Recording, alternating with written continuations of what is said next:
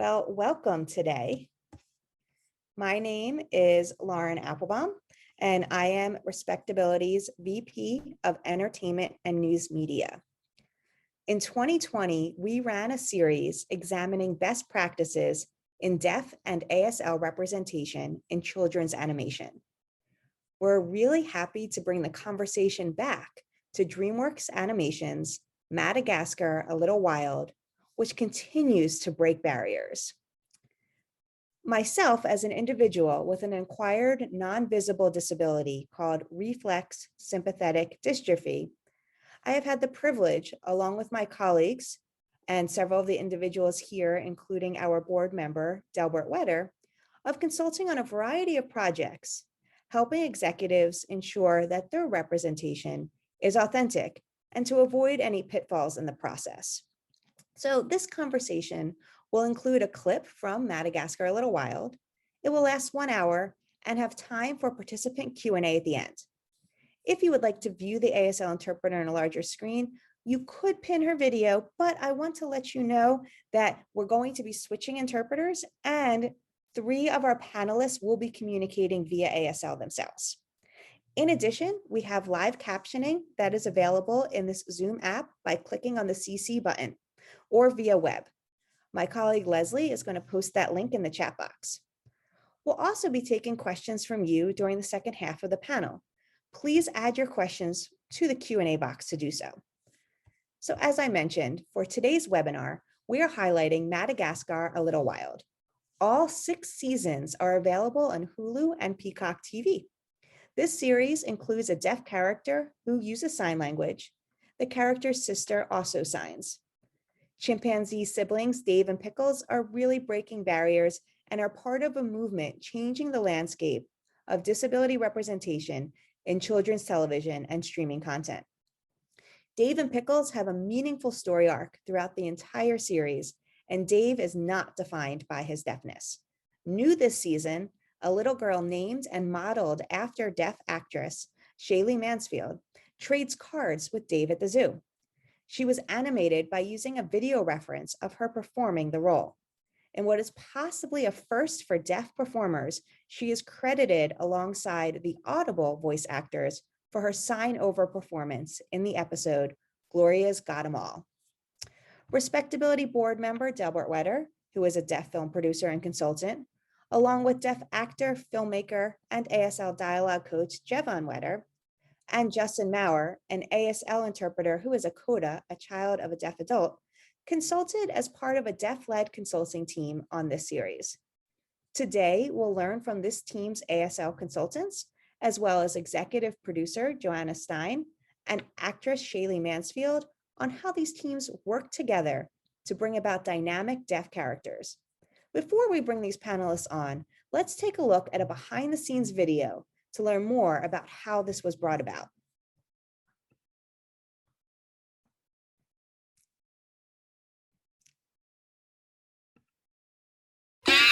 No, I'm not the baby. You're the baby.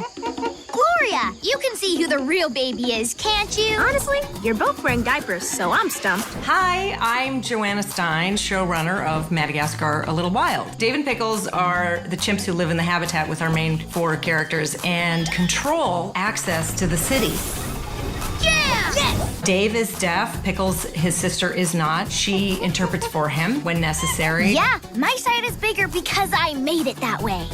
We figured out pretty early on that we were going to need help to make sure that we were being, respectful to the deaf community. We were going to have to, for everybody's sake, work with deaf consultants as well. We just didn't realize how much Del, Jevon, and Justin were going to bring to the project. My name is Delbert Whetter. My name is Jevon Whetter. Hello, my name is Justin Maurer. I'm part of the ASL consulting team. On Madagascar, A Little Wild. You need to involve that group in the process. They have the lived deaf experience, and so it was really important to have Dave being given his own voice.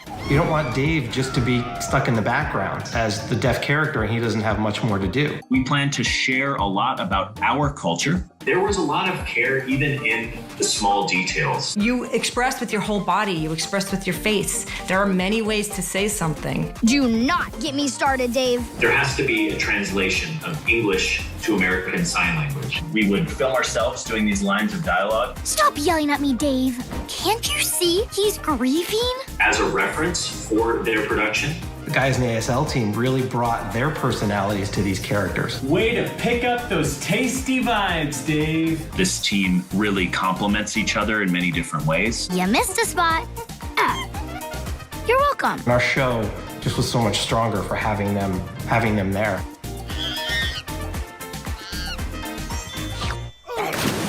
Hi, my name is Shaylee Mansfield.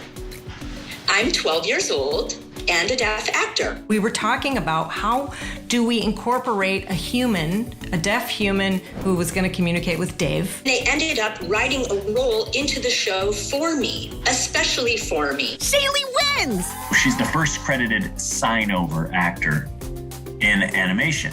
I really think it's quite a milestone. This seemed very appropriate and was a big deal for deaf actors out there. My hands are my voice and my language. Those signed lines are dialogue. I think this really breaks down doors and really creates a pipeline of deaf actors. Wherever I can help to further the push towards true inclusion, I will. Madagascar has set quite a high bar and quite a high standard as far as animation and sign language. We see deaf and hearing characters collaborate and communicate. I'm seeing more and more productions have 2 ASL consultants. I'm just proud of the entire project. It's been a learning process from the very beginning. I love the fact that I'm learning just as much as the kids in our audience. It'll be difficult to match what the DreamWorks team has done. I'm always on your side.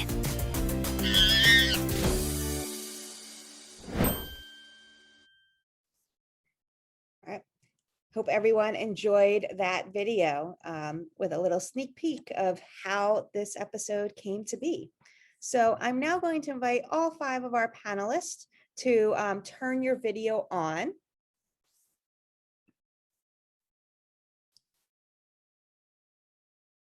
Welcome all. So Joanna, I'm going to start with you. As the executive producer, 6 seasons ago, you made the decision to have an inclusive show. Why did you decide to incorporate a deaf character, and why was it important to bring in this team of ASL consultants? First of all, I just do want to say thank you so much, Lauren, for this opportunity to talk about our show. This has been such an amazing journey for all of us. So thank you very much for that.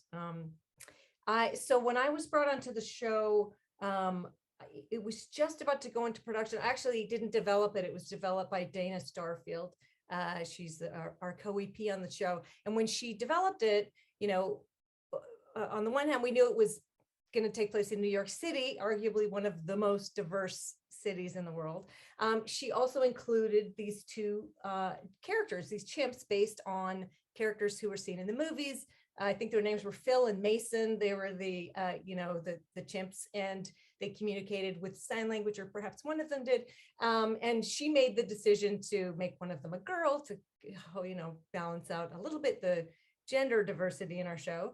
And so right from the very beginning, we knew, well, and I will speak from my own place of ignorance, I knew, well, we're going to need to have somebody help to translate just the mechanics of, ASL. Again, I was coming from a place of having no experience. And I reached out, I think Justin, I had seen you were translating during the LAUSD strike. I believe that was when it happened. And I somehow made the connection between you and a common friend of ours on Facebook. And we talked. And one of the first things you said was, yes, this sounds wonderful, but you really need to involve, this should be a deaf-led team of consultants. You said you were happy to be involved. And, that was sort of the tip of my iceberg of education in this area, because that, of course, would never have occurred to me. So that was when I think the next step was we had you and, or rather Justin and Del and Jevon came in, and we had a conversation about the project. And it's, and here we are. Wonderful. Gonna jump over to Delbert now. So you mentioned, so Jana mentioned bringing this lovely team on, and Delbert, you have more than 2 decades of experience working on animated feature films from the business affairs side of the industry to executive producer. What has your experience been like working with the Madagascar A Little Wild team, and how has it evolved over the course of your collaboration over 6 seasons?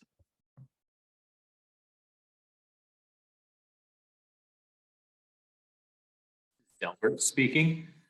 So really, honestly, everything that we have done has been very new. It's a very new creative process to do things in that way. So we kind of made it up as we went along. So as we started out, but then we evolved through the 6 seasons. And so I had animation experience from being in the industry, and I knew various requirements of what animation needs, which helped a lot. And I had been through the process early on in the conceptual stage and the collaboration, and looking at rough animation and through the final animation. And so going back and forth, and that communication was just great. It was fantastic. We really helped each other a lot, and it helped to make sure that authenticity was there, and also that we would catch mistakes very early on in the sign language before it became much more expensive to fix.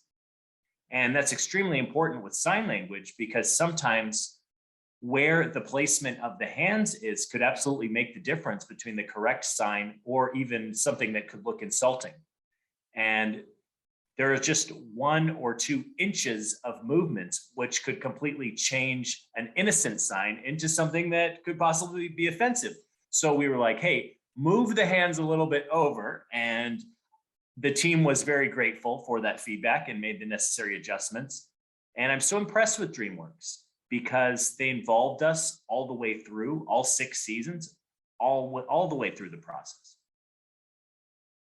And also, another way that we evolved was developing technique improvements in our approach. So we would have Jevon and Justin in the beginning, side by side in person at DreamWorks in Glendale.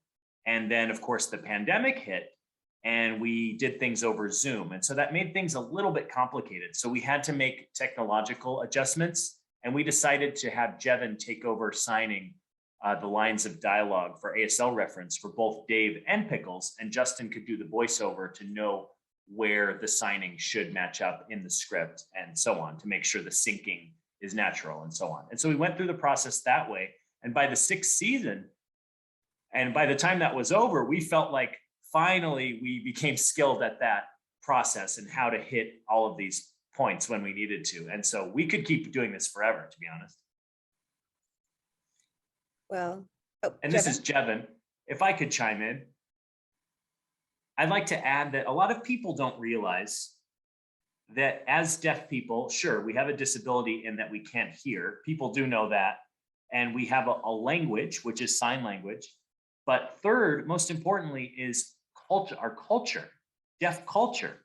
And so we would notice something and say, hey, deaf people wouldn't do that. The way that our eyes would look, the way that the deaf character's behavior would be. There is a cultural aspect that we wanted to make sure was also accurate.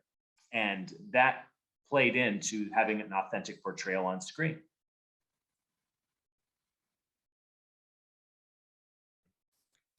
And something that Delbert said, you know, going on forever, it would be nice. This is such a lovely show that I get to watch with my 6-year-old. And I'm going to echo that sentiment. And one thing that I really like is how we can see the expression in Dave and Pickles' eyes when they're signing. Jevon, you kind of alluded to this, but can you talk about the guidance that you provided to DreamWorks, specifically kind of on eyebrows and facial expressions, and why is this aspect so important for all audiences, but really specifically for young audiences?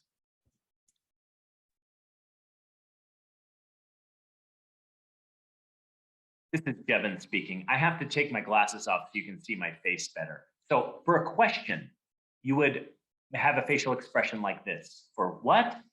There are 2 different ways. So with a question, you can have a question or you can make a statement. Okay. And so another situation might be where Pickles is signing, but Dave's eyes aren't looking at Pickles. So how would Dave get that information? He's deaf and he gains his information visually. Does he have ESP or something? Oh no, he doesn't. So we need to make those adjustments. So at the very beginning of the process, we made those adjustments. And after a few seasons, the team became extremely knowledgeable and they picked up some signs and were able to understand and so on. And we started to recognize that improvement. So it was really cool that everyone grew together throughout the process. Excellent. And Del? This is Delbert. There's one thing that I really loved over time, and it was that the questions became much more specific. And we got extremely intelligent questions that said, hey, should this character be standing here? Would they be able to see each other? And so both Dave and Pickles would have to make eye contact and be placed in an area where they could do that. And hey, how about signing with one hand if there's an object being held? And so Jevon would explain how that could be done and how the signs could be done one-handed. This is Jevon. So I'm holding this water bottle, but I can also sign with my other hand, or I can stick it underneath my arm and sign with both hands. So that's one thing that's really cool about chimps is they can use their feet to sign with also, almost like their hands. And so we really took advantage of that. And we had a new layer that we could add to the chimps, which is really excellent. So many things that you can do when you're using sign language versus just the spoken speech. It opens up a whole other area of storytelling.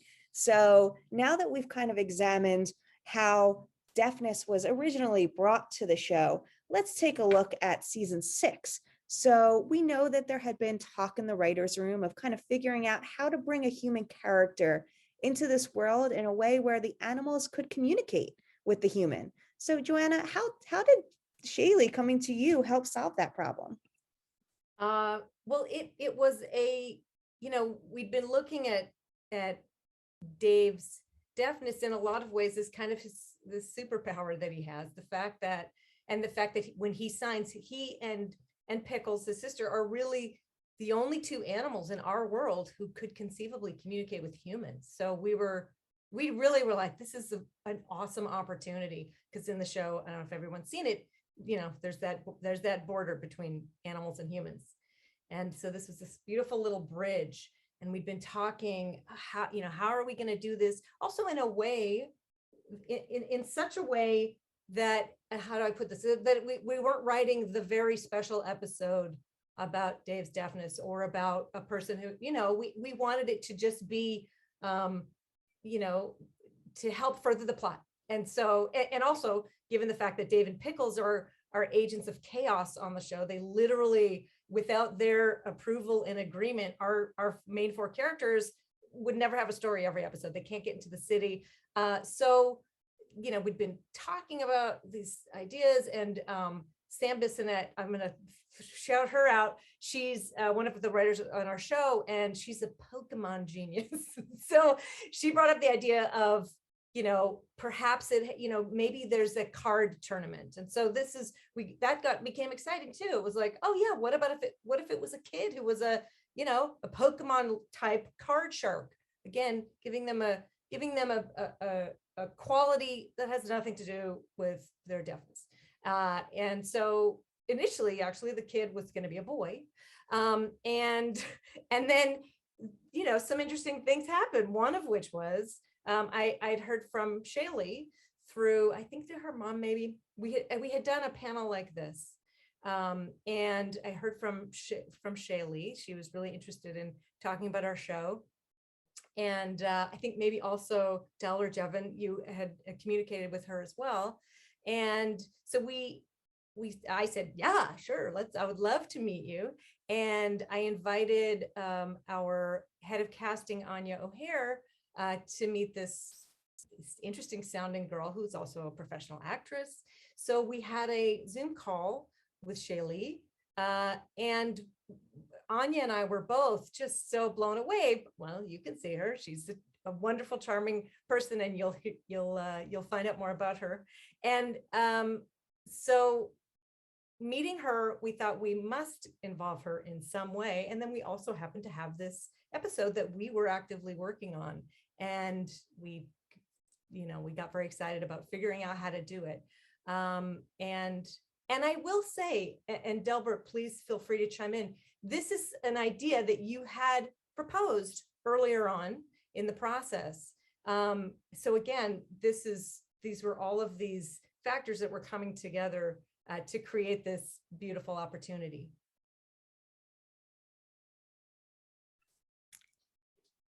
Delbert, if I can chime in. So that was actually always my dream for the past 20 years in animation and in the animation industry. My dream was that I worked with so many actors who were doing voiceover for all of our animated films through the years. And so I would go and see these voiceover recordings, and I was like, it would be great if a deaf person could sign and we could somehow include that in animation. And when I started working with this DreamWorks team, I made the comment that, we could bring in a deaf actor that would sign. Really early on, I put it out there, and we went through a few seasons, and it was still in the back of my mind. It was a hope of mine that one day it could be possible. And so I jumped for joy when this happened with Shaylee. And I think when Shaylee's parents got in touch, it was a RespectAbility panel, actually, I believe it was. And so anyway, now we've come full circle. So Shaylee, I'd love to turn to you now. What does this role mean to you?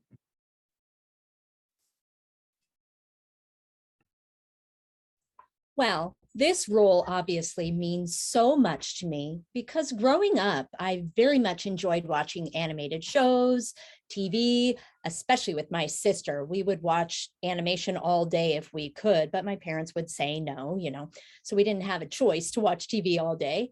But one thing in the back of my mind always was, where is a deaf character, or where's a character that can represent the deaf experience? And there really wasn't any until Joanna and the team from DreamWorks contacted me. And we had this great conversation over Zoom. And immediately after that, they wrote me this role. And there I was on the show. This was a very exciting time for me, and really unbelievable, because it's a dream that I had had since I was a little girl, that there would be a deaf animated character like me, and then it became me. So it was shocking and also very exciting. And if you think about it, there's so many deaf children out there who are now seeing that character on Madagascar a little while and thinking that they can do that someday. Also, hearing children are seeing this character and being exposed to deaf people in a positive way with a positive representation. So I am so thrilled to have made history with this team. Thank you so much. So let's stay with Shaylee for a moment. You've talked about how joining the production was different than other projects that you either auditioned for or then was working on. What was different in this scenario?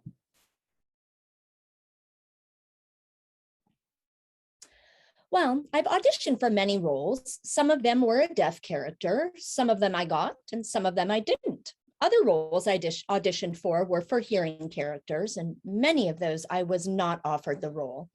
And like I said before, when I met with this team from DreamWorks, it was amazing. And when I was on the set, it was a completely different experience because this was the first time I was doing an animated project as opposed to a live action role. And there was a huge difference between live action and animation because in my experience with live action, you're on a set, there's props, you're in person. And most often that project, I would be the only deaf person on set, which was kind of frustrating. Now, we have to take into consideration that doing animation, there's no props, and it was COVID and a pandemic. So I was at home on Zoom, where I am right now. And I was not the only deaf person involved. We had two other deaf consultants, Jevon and Delbert. And this was just so great because it was the first time I had experienced that. The other thing that I learned through this production that was different from live action was I would have to sign at different angles. I would have to adjust the way I signed and signed a little bit slower. And I would also say that I had to use my imagination differently than I have done in other roles, because I wasn't on a set, I was in my own house. But I did not worry about any of those things because I have such a great imagination and was able to use it to my fullest potential. Even when I watch television shows or movies, right? I'm using my imagination. So I took all those things and put them into play when I presented this character, Shaylee. Thank you. Joanna. Thank you. I just wanted to add what's so wonderful about Shaylee. She's a wonderful actress. She's very expressive. That was one of the things that when we met her, we were just kind of blown away by her. You know, she's charismatic and charming and a little bit sassy and funny. And all of those things translated into the animated character of Shaylee. And that's, I think, what was such a I don't want to say a surprise to me, but the fact that we brought her in to play this specific character, that her mannerisms, her facial expressions, all of those things are in the animated character of Shaylee. And I think, previous to this experience, I would have thought, well, anybody can sign for this particular character. And that was what was so instructive and just, wonderful to realize, is how much the way that Shaylee signs is the way that she speaks. And so I'm just, every time I see this episode, and I have seen it many, many, many, many, many times, I am just struck at, when I see that character, I am looking at you, Shaylee. So yeah, that's great. Delbert. Chime in. So I think it's a very important point that when folks think of voiceover dialogue, it shows the personality of the actor, the tone of voice. But it's just the same with sign language and physical movement and expressiveness. You can show a unique personality with sign language. It's theatrical, it's dramatic. I don't think people realize that sign language can show personality and have a unique, specific personality. And animation, in this animation, it shows so clearly Shaylee's personality and her performance. And this is Delbert, this is Jevon, if I can chime in. So there can be angry signing. It signs faster and bigger. That's a way of showing anger in sign language. And that's just one example of different emotions would affect the signing space too.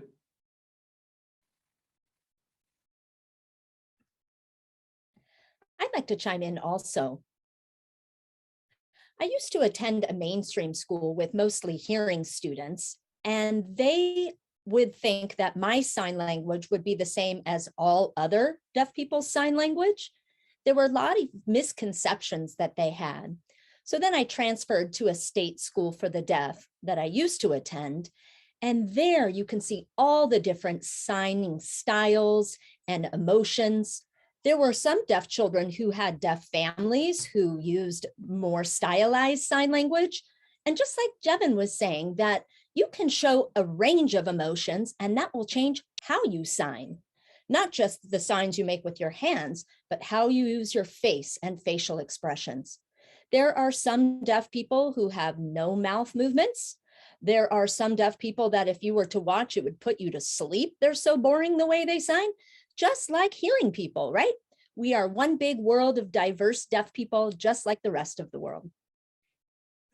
Jevon, if I can chime in, some hearing people have accents, like a Southern accent or a New York accent or a Boston accent. And so you have these regional accents and people think that you don't in sign language, but we do in ASL, absolutely. We have regional signs and some signs are completely different. And there are variations and there's little adjustments made regionally in the way that folks sign things. So we do have our own ASL accents regionally and slang as well. there's East Coast and West Coast styles. And sometimes I grew up on the West Coast and I go, what is that? And it's a new sign that has just caught on. And so we pick up on that over here, and it's fascinating. And this is Delbert. That's extremely important because translation of English to ASL, there are many of those choices that would influence our translation. So Dave and Pickles, they're young in age. So we have to keep that in mind with our ASL translations. And how would a deaf child actually sign this? It would be different than a deaf adult would. And people don't think about that. And we would have to choose signs that were very clear, that wouldn't be so complex for the animators. And so we would have to pick really specific, clear signs. So signing animation on screen, sometimes it might be hard to catch or follow. And so we decided that, hey, maybe this is a much better choice. It would be much easier to understand when seen through animation. And this is Jevon. It's extremely important to keep in mind what the target audience is as well, and what age group and what demographic are they that are watching. And so it's a very young demographic here watching the show. So we had to make sure to choose signs that they may already be familiar with.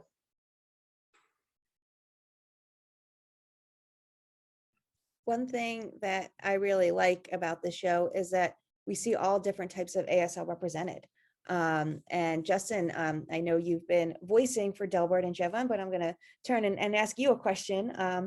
You know, you offer a different perspective in that you are hearing and a child of deaf adults, which led you to a career as an ASL interpreter.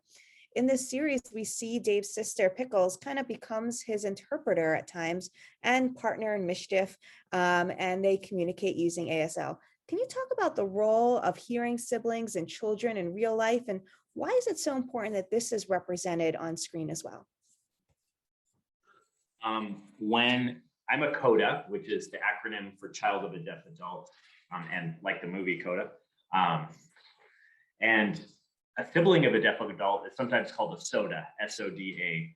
And so the SODA, especially in the real life and in this show, plays the role of keeping their deaf sibling engaged and involved in the conversation.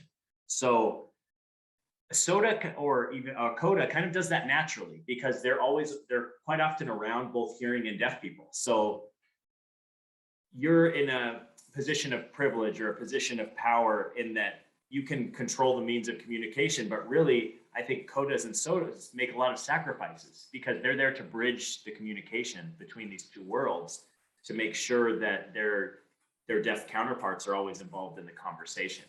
And so I think I was actually really touched when I saw Shaylee's episode because her brother plays a SODA, much like Pickles plays the SODA to Dave. And it's very touching to see Shaylee's brother's character and the way that they interact on screen. To me, that was realistic. I have not really seen that before. And every so often it comes up like as a one-off. Even in the show Berlin, Babylon on Netflix, there's an episode where there's deaf parents and the child is interpreting and you see this pop up every once in a while, but I haven't seen the SODA yet. I don't think a sibling of a. Now I'm getting screwed up with these acronyms. But yeah, they did a great job. And Shaylee was amazing. I mean, and when you see animated Shaylee, you're like, yep, that's Shaylee. I mean, she is bubbly. She has a great personality. And I think this episode was probably my favorite, I think, out of the 6 seasons. I think Delbert and Jevon really probably feel the same way too.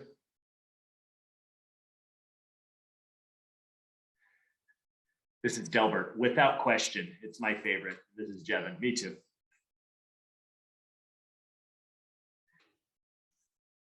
And this is Delbert. I'd also like to add that early on during the show, in development and our discussions, Dave and Pickles, if I remember correctly, it wasn't very clear what their relationship were. Are they family members? Are they brother, sister? It wasn't very specific in the script. And we discussed that internally with the creative team. And we felt that it was a family relationship. It felt right for them to be siblings because typically the interpreter role, you have to draw a line and a code of ethics, and you wouldn't involve yourself in arguments or playing around. An interpreter would be more professional, and that would be customary. But it feels like their relationship is close, it's loving, it's playful. They play with each other, they're mischievous together, they argue with each other. It feels like a brother-sister familial type relationship.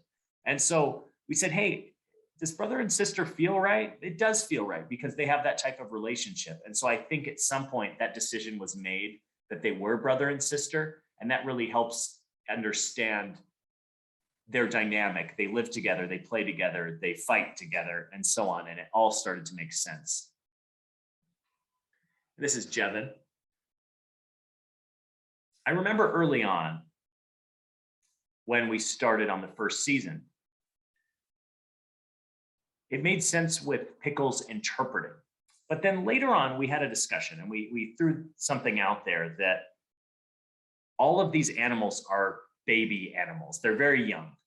But if you hang out long enough, at what point would these other animals start to pick up some signs themselves? And so Pickles began to interpret a little bit less. And it was an interesting thought. And that episode with Shaylee, it comes up that one of the other characters is able to show the sign language that they have learned because they've been interacting so long with Dave and Pickles. So it feels like the arc of the story just became so touching in that way. And when I saw the other animals in the zoo begin to communicate in sign language, they didn't reject the deaf character. They were inclusive and included the deaf character even more. So now I would love if anyone in the audience wants to add a question, to ask a question. You can add your question to the Q&A box on this platform. We'll be monitoring that and asking questions.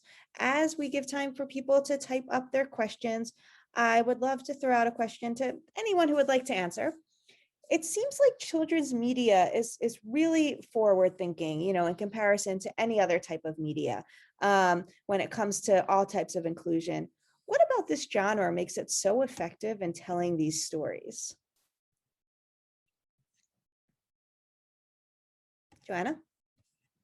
Well, from my perspective, I find that people who work in children's media, specifically animation, we're a very optimistic bunch. And often I'll say, like, in the writer's room, when we started working on this show, we had this wonderful world of Madagascar, and we had a wonderful set of parameters. We knew we had comedy to work with and music and these beloved characters, but we began talking from the very beginning about shows that were important to us as kids that really impacted us. Like we went for emotion and theme immediately because we do resonate so strongly with the shows that touched us as children.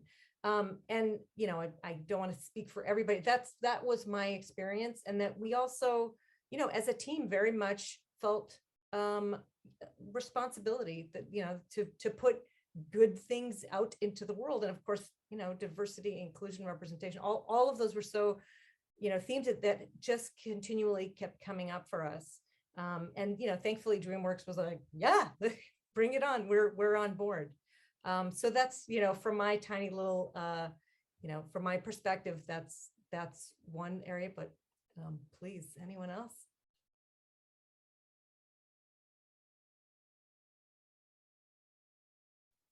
I may chime in. The animation industry, it feels like they can and should lead as far as disability representation, including inclusion, portrayals, and really in animation, there's no limitation there. There's no barriers to do accurate portrayals. You can do just about anything. As far as that way of thinking that deaf people can't do voiceover, of course we can, and we prove them wrong. And so in animation, as far as children's content, is really a perfect place to show the rest of the industry how to include talent and disabled talent on screen. Shaylee? Well, one thing that I want to add, and I would say one of my biggest dreams, is to have more deaf people involved in the entertainment industry and entertainment for children, because children are so open-minded, and whatever they're exposed to, they can learn. Like my sister's friends who are pretty young, they're age 10 and 11, maybe even 9 years old. They are so open and they're eager to learn sign language, which is just so cool, you know? They'll say, well, how do you sign this? And how can you do that? And they have so many interesting questions.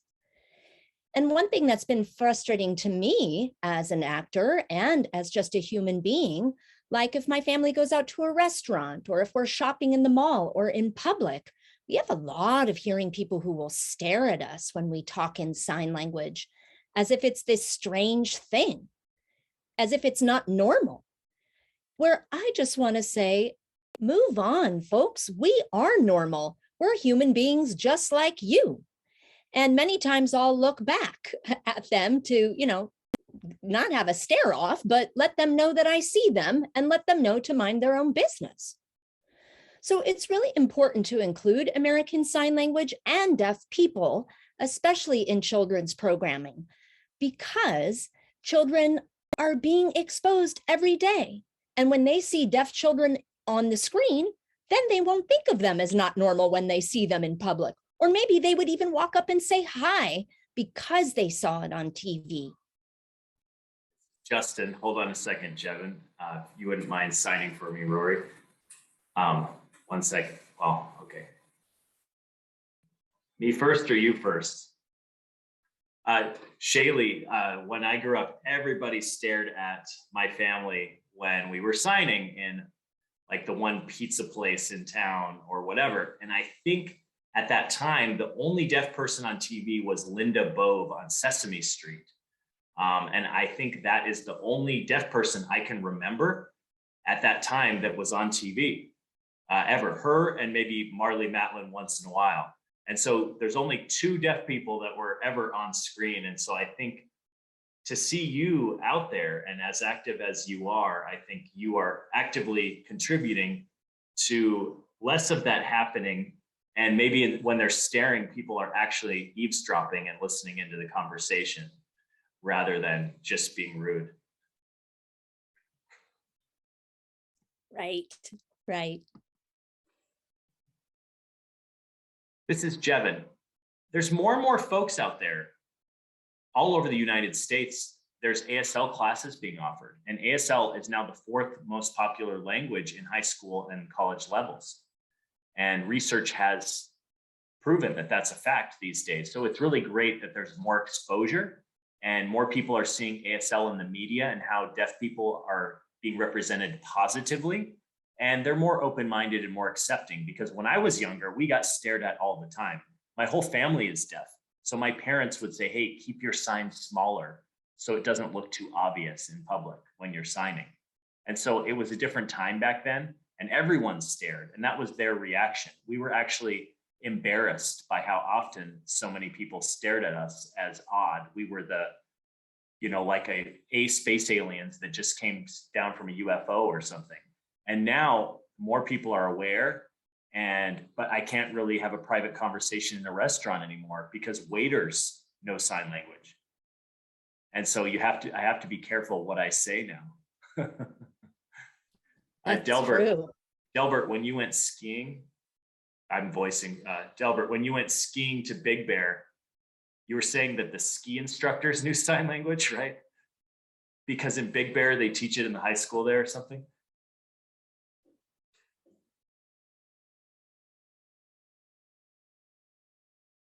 Oh, Big Bear is a mountain that is near Los Angeles. I screwed up, go ahead. And so we went there recently, my family and I, and there's a very popular ASL teacher at the high school out there in Big Bear. And so I didn't know that.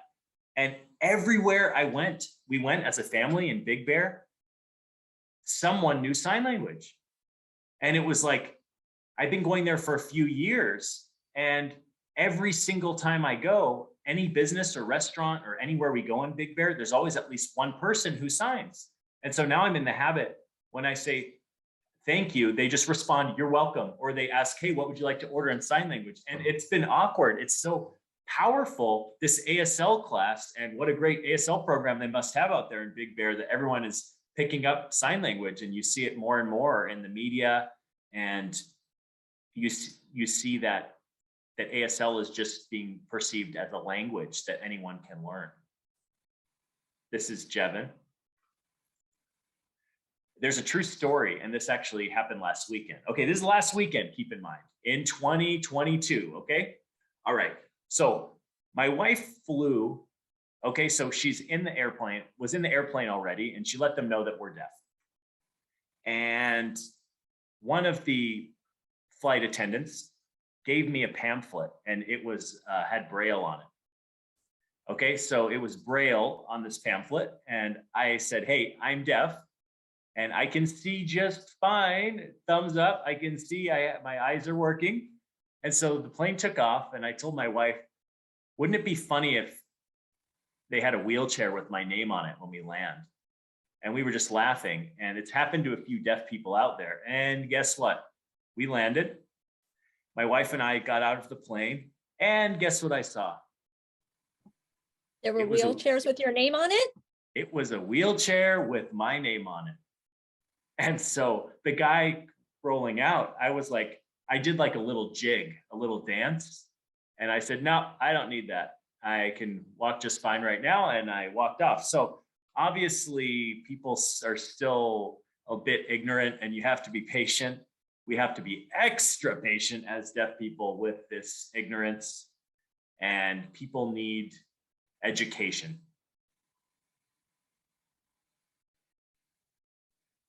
Joanna, and then we're going to go to audience questions. Oh yeah, I just a quick thing. That is the reason why, and I'm sorry that happened to you, Jevon, and you're such a funny person, and I love that you could spin it into a humorous anecdote, but that's why this representation is so important, and particularly in animation. I think, Del, you touched on this. We are literally creating the worlds as we go, and there really is no excuse for not, for not representing the world in all of its diversity. So that I just encourage any creators, hear that story, please. And let's go to questions. Lauren, go ahead. And we have a note in here in the chat from someone who, Helen, who identifies as low vision, and says that often when she requests audio narration, she'll receive a listening device, and then people will talk louder to her. So that, which is clearly not, it's not looking at what the correct disability is and what the correct accommodation would be. So I want to go to an anonymous attendee. Want to make sure, was Jevon signing? Okay. Who asked if an idea like this were to have started from the casting perspective. So let's say casting would have found someone who was deaf and suggested, how could casting, and they weren't working with a team like Joanna and her team of people who get it and care about this issue. Any advice for someone in casting to kind of make that strong point to include deaf and hard of hearing actors as in signovers to creative executives in production? What would be selling points that someone in casting could use?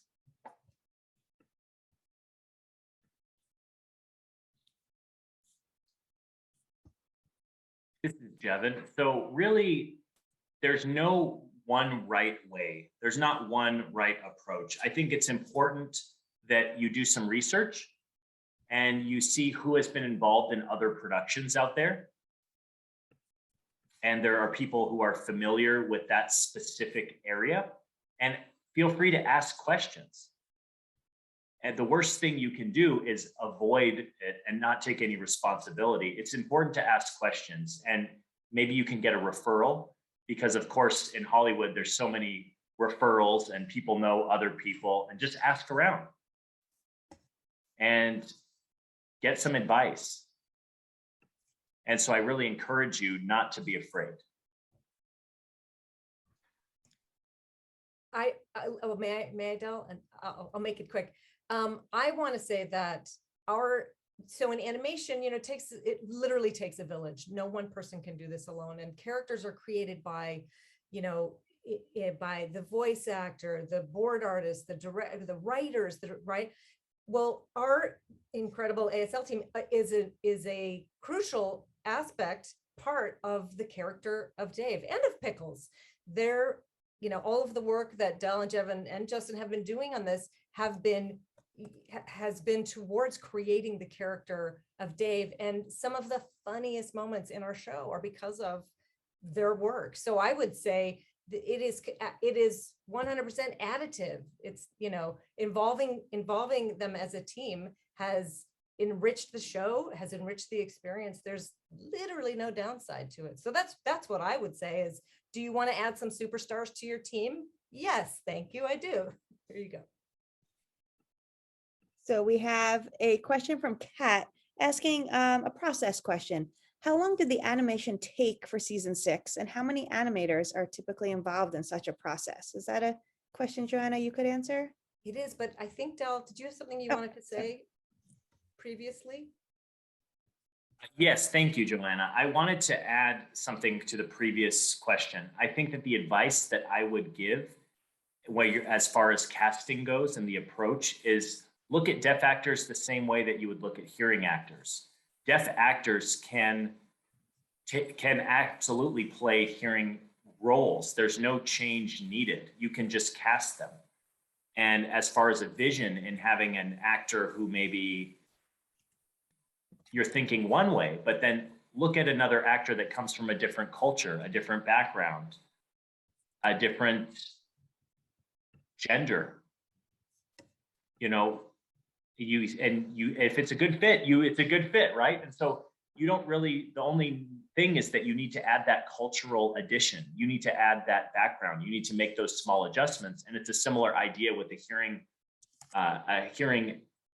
character where you cast a deaf actor. It'll just become more colorful and add so much more to that character, just like advice related to writing in the writer's room.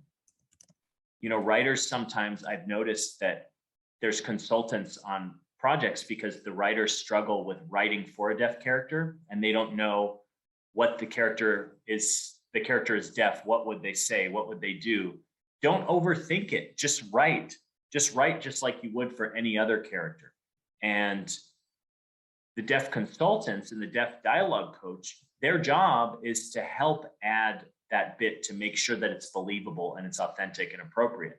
But really, it's just the same as writing a deaf character is just like writing a hearing character. Just go ahead, and there's no difference. And consultants are there to help you. And this is Justin, if I can throw in one more thing. I have seen hearing actors being cast for roles that really should be played by deaf people. And I think what's really important is to have a deaf set of eyes in the audition. You know, a lot of people say, oh, this particular actor fits the correct age. It's kind of what we're looking for. It has the right vibe. But the folks in the room have no idea how high the bar is as far as their quality of sign language goes. But a deaf person could tell right away, like, hey, this is garbage, or hey, this is great. And so unfortunately, a lot of the inauthentic portrayals on screen are because there was no deaf set of eyes in the room when the auditions were happening. And then it's too late. And then you get all the blowback on social media from like, what is this crap? And so if there were deaf people in the first place saying, hey, you know, this signer, you probably could find somebody who can sign much better. And actually, why not cast a deaf person? Sign language is their natural language. And they're the ones who have native level fluency. And they're the ones who can best portray their own language. Just like, you know, you probably shouldn't cast me for a role in Mandarin, because the odds are that my Mandarin isn't as good as a native Mandarin speaker. So I think to think of deaf people as a linguistic minority, you need someone who's fluent in that language in the audition room in order to know if it's good or not. That's my 2 cents. We're going to go back to Kat's question about how long the animation took for season 6 and how many animators were involved in the process. And I'd love to add one other thing for Joanna. And then I saw Shaylee had her hand up, so we'll go to you, Shaylee, after.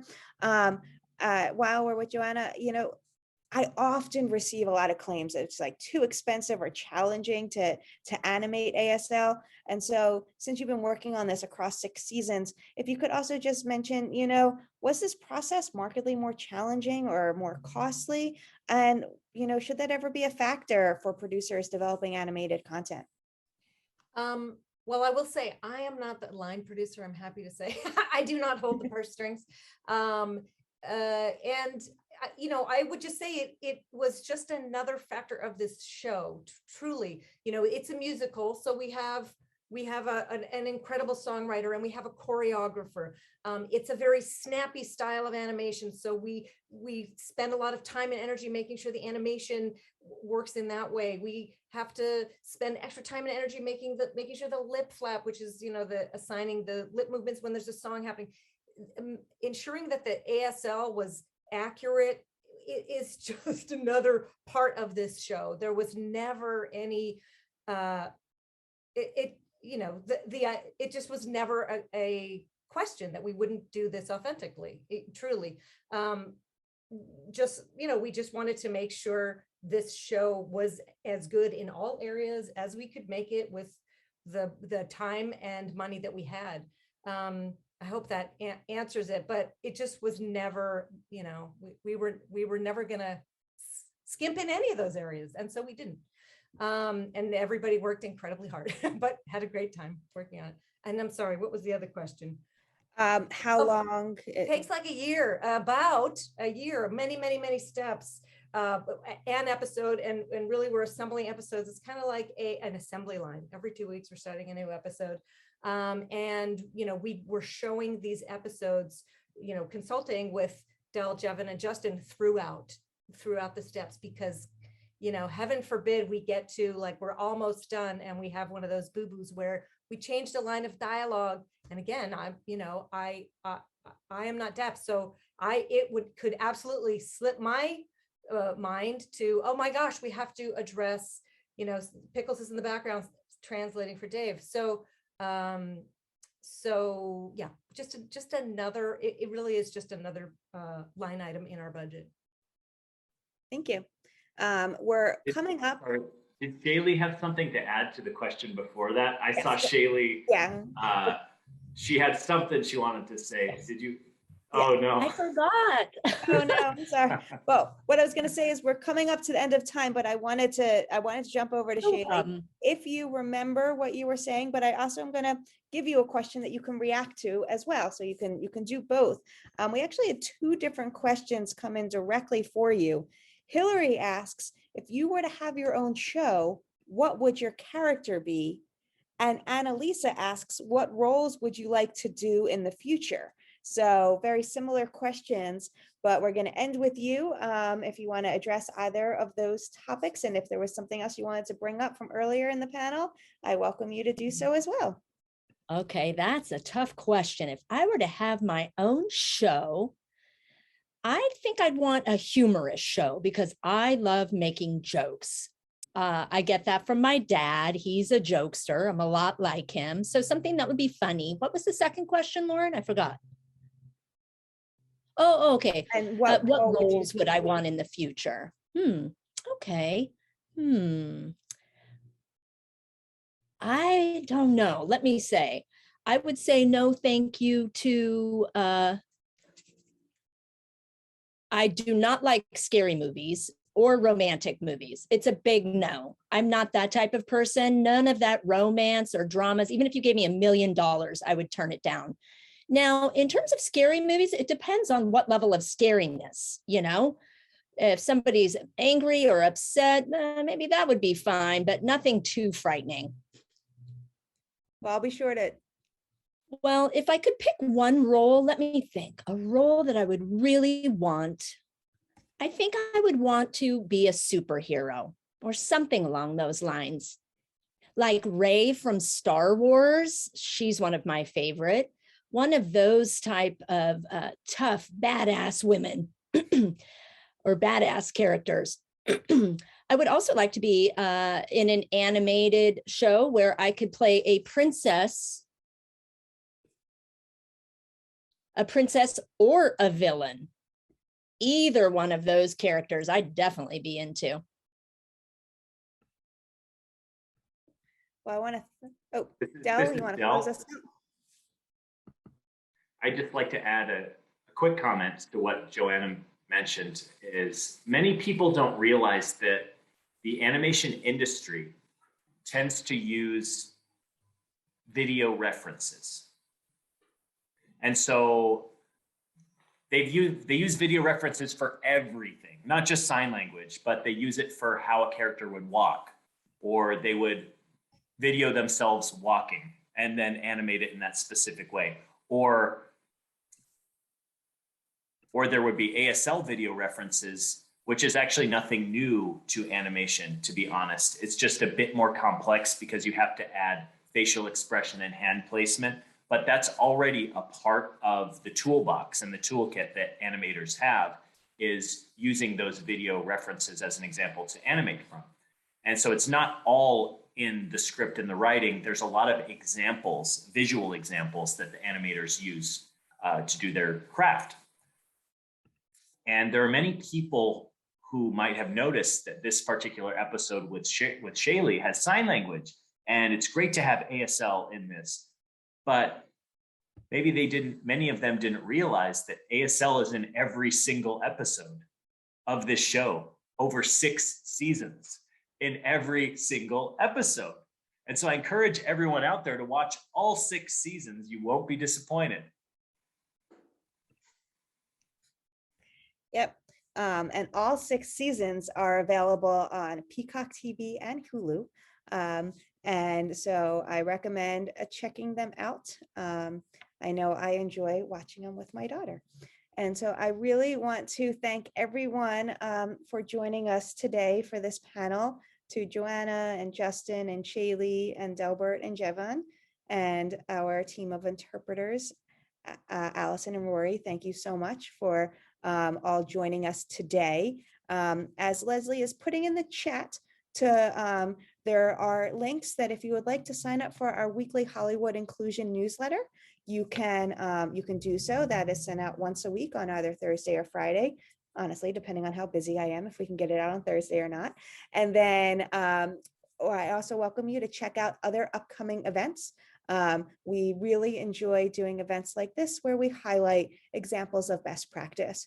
If you are working on content that you think we should be highlighting, please feel free to reach out, because while we try to do our best to watch everything, we can't. So we love learning about content that's being created out there that's really great and that we can help shine the spotlight on as well. And so I know there's a lot of things being put in the chat. If you asked a question and we didn't get a chance to ask it, and you really want to know, feel free to email back to your Zoom RSVP. But please note that RespectAbility's email system has been down since yesterday at 4 p.m. Pacific time. So there will be a delay in responding to you, but I promise you that we will take a look at your question, and if either we can answer it or reach out to one of the panelists to get you an answer, we will be glad to do so. Hope everyone enjoys the rest of your Thursday, and we'll be sure to follow up with future events. Thank you, everyone.